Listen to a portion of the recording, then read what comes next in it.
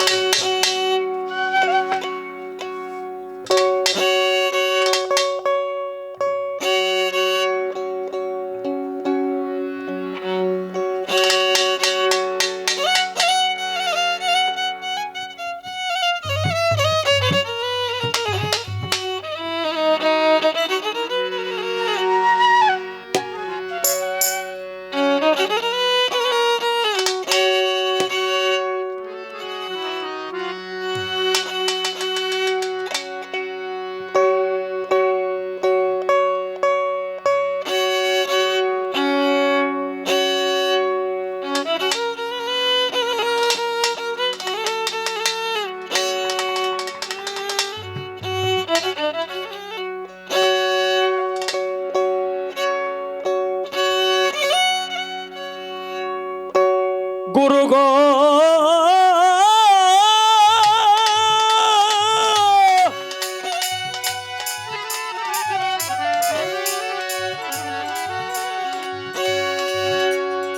গুরু গো,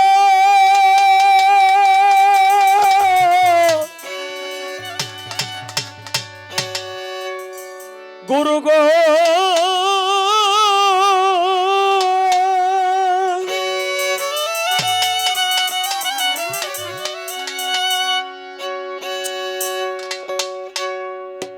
ওরে তোর ফানা কার্য আমার,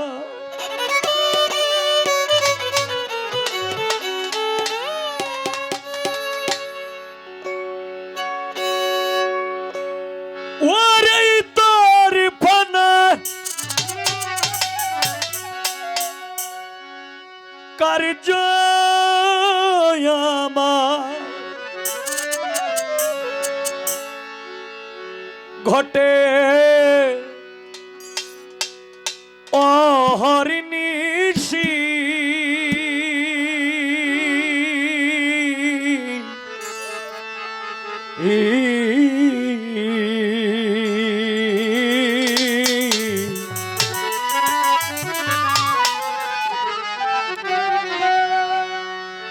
চরণ দাসী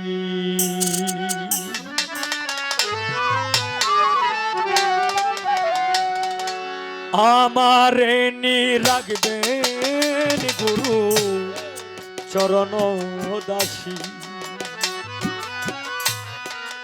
আমারে নি রাখবেন গুরু চরণ দাসী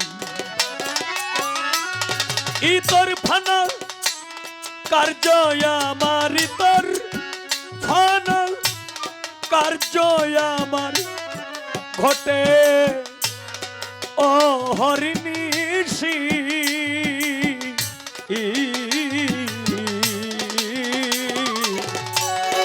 আমার রাগিবেন দয়াল চরণ দাসী দয়াল আমারে রাগিবেন গুরু চরণ দাসী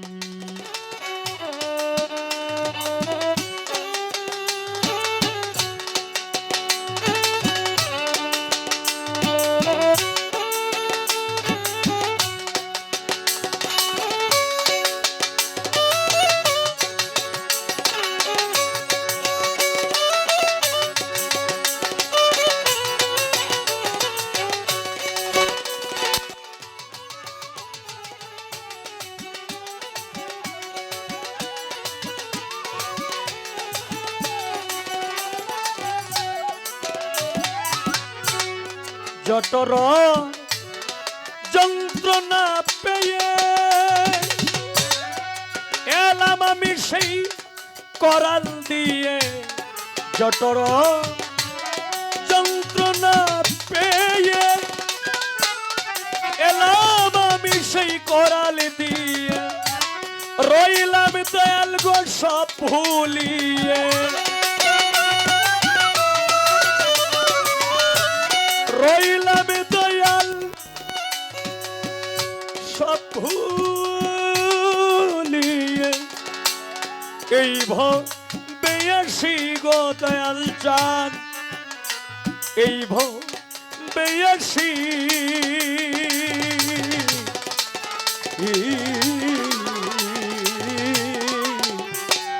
আমারে নি রাগিবেন দয়াল চরণ দাসী আমারে নি রাগিবেন গুরু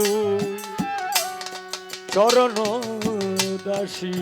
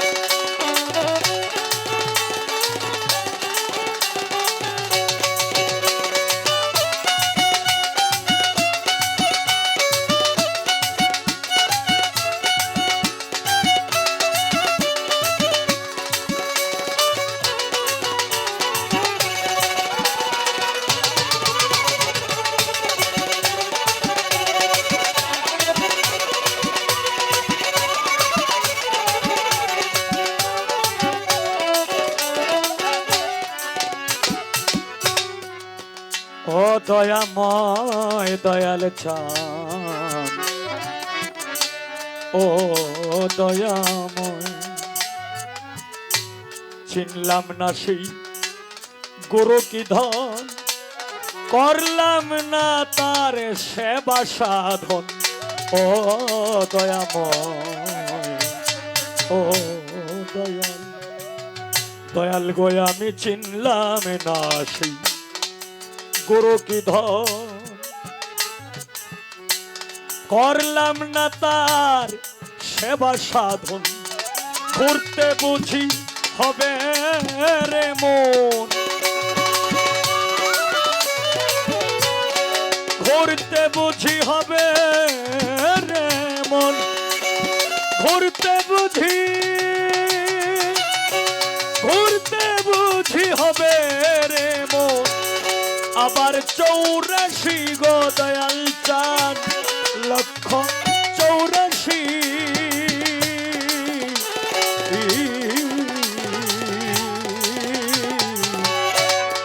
আমার নি রাগিবেন দয়া চরণ দাসী, আমার নি রাগিবেন দয়া চরণ দাসী।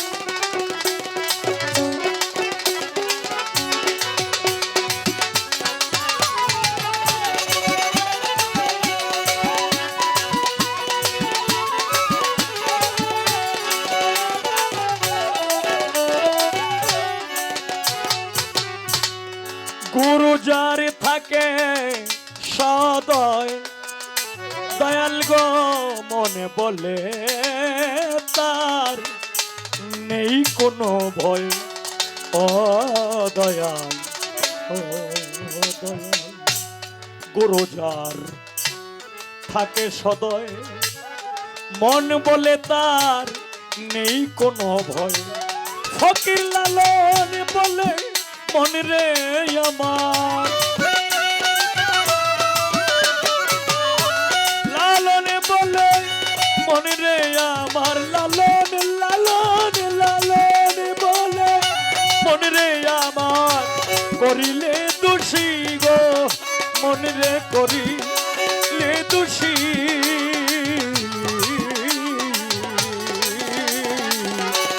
আমার নি রাগিবেন দয়া চরণ দাসী, আমার নি রাগিবেন দয়া চরণ দাসী।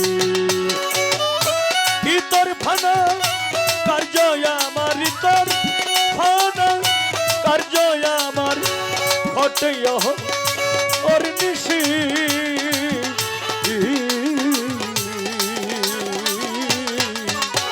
আমার নি রাগিবেন দয়া চরণ দাসী, আমার নি রাগিবেন দয়া চরণ দাসী, আমার নি রাগিবেন দয়াল, দয়াল গো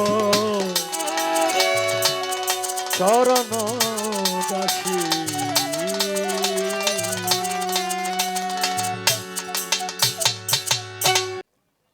আমার জায়গা থেকে আমি প্রার্থনামূলক একটি গান রাখলাম।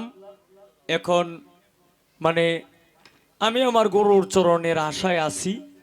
এখন গুরুর চরণ কি আমাকে দিব না দিত না, এটা তো বুঝুক। এখন আমি আমার ভাবে আরেকটি গান, যেহেতু প্রায় 12টা, আমার মনে হয় 12টার উপরেও বাজতে পারে। ও 12টা 7 না? আচ্ছা, আস্তে আস্তে। গরুর তো আর কোনো বিচ্ছেদ নাই। আজকে একটা জিনিস মজা পাইছি, খালি আমিই গামু। তবে হ্যাঁ, গরুরও কিন্তু বিচ্ছেদ আছে। এটা কার জন্য? এটা আমার জন্য, কারণ আমি তো জ্বালা যন্ত্রণা করব, এই জ্বালা যন্ত্রণা করার লাগি আমি শিষ্য হয়েছি। তো তাই আমার দয়ালের কাছে আমার একটু জানার বিষয়, আমি প্রশ্ন করব না। প্রশ্ন কে করে? যারা শিখতে শিখতে শিখতে শিখতে মানে মানে শিক্ষক হইছে, তারাই কিন্তু প্রশ্ন করতে জানে, আর আমি কিন্তু প্রশ্ন করতে জানি না। কাজেই এই আমার একটু জানা দরকার। প্রথম আমার উস্তাদজি একটি কথা বলেছিল যে আল্লাহ হইল জাতি নূর, আল্লাহর জাতি নূর থেকে মোহাম্মদী নূরের আবির্ভাব। এরপর এই মোহাম্মদী নূরের খাতিরে এই বিশ্ব বাগান সাজাইছে। আচ্ছা, এখন এইখানে আমার একটু কথা, আজকে আপনারা রেকর্ড করে রাখবেন না, যা কমু সব মানে আসানকি কারবার করব যতক্ষণই হয়। একটু বলবেন দয়া করে, একটু জানার বিষয়।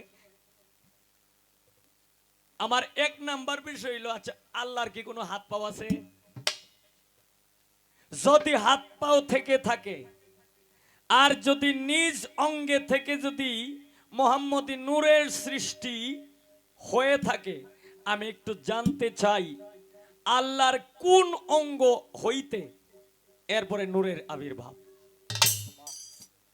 এইটা গেল একটা পয়েন্ট, এটা হলো গানের পয়েন্ট। এখন আরো পয়েন্ট আছে, এটাও কিন্তু এই যে এখন যে পয়েন্টটা করব, এটাও কিন্তু এই গুরু শিষ্য পালার মধ্যে কিন্তু পড়ে যাইব। আমি আর নিত্য নতুন করে এই নিজের ইচ্ছাকৃতভাবে আমি কোনো কিছু আমি বলবো না, ওনার গান থেকে। আমি একটি গান করেছিলাম, কে যাও গো মদিনার পথে ধরি তোমার পায়, আমার সালাম পৌঁছাইও গো নবীজির রওজায়। গানটা আমি গাইছি, কিন্তু গানটা কিন্তু এটা আমার লেখা না। গানটা কিন্তু লেখা সালাম সরকারের। এখন সালাম সরকারের লেখা গান কে গাইল? হবিল সরকার। কারণ সরকারের ঘর থেকে হইল, সরকার জন্ম নিছে, সরকার যে সে যদি কোনো কিছু নাও জানে এরপরে ও সরকার। এটা হইল আমার বিনয়। আমি এক জায়গায় গানটা করেছিলাম, তখন আমার এরকম একটা ফেসের মধ্যে ফালাইছিল। পরে আমার যুক্তিতে আমি আইছি, আমার নিজস্ব জ্ঞান দিয়ে, মানে যতটুকু আল্লাহর রহমত বর্ষিত হয়েছে অতটুকু আমি একটা যুক্তি দিছি। আমি আমার জ্ঞান অনুসারে আমি কথা বলছি। যে শিল্পীটা ছিল আমার সাথে, এটা উনি আমার চাইতেও জ্ঞানী। হেইলা কয় ওইটা ধন্যবাদ। কারণ আমার এই যে ধন্যবাদ কইল, এইটাকে আসলেই ধন্যবাদটাকে এটা আমার জায়গা মতো আছে কিনা এইটা একটু বুঝার লেগিয়া একটু বলবেন দয়া করে। এই যে আমার সালাম পৌঁছাইয়া গো নবীজির রওজায়, রওজা মানে মদিনা মনোয়ারায়। হযরত মুহাম্মদ সাল্লাল্লাহু আলাইহি ওয়াসাল্লাম যেখান থেকে ওফাত লাভ করছে, এটার নাম হইল মদিনা, সোনার মদিনা মনোয়ারা। এইখানেই ওনার রওজা মুবারক। এখন আমার একটু জানা দরকার, রাসূল সাল্লাল্লাহু আলাইহি সাল্লাম কি শুধু রওজা মুবারকই আছে, না অন্য কোথাও যেতে পারে? এইটা গেল একটা।